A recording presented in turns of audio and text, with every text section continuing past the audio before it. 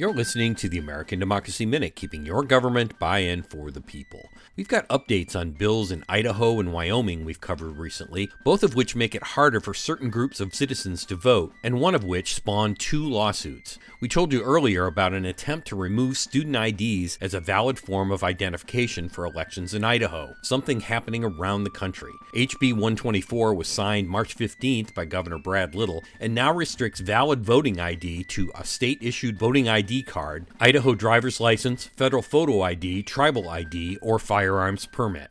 The Idaho Statesman reports that within 2 days, lawsuits were filed by 2 voting advocacy groups representing young voters and claiming the bill unconstitutionally discriminated against student voters. 2 other anti-voter bills are pending in the Idaho legislature, including HB 126, limiting the acceptable documents when registering to vote, affecting poor and tribal voters, and HB 137, which blocks the use of a sworn affidavit when a voter doesn't have an ID. State data shows 2,400 voters used an affidavit in 2022.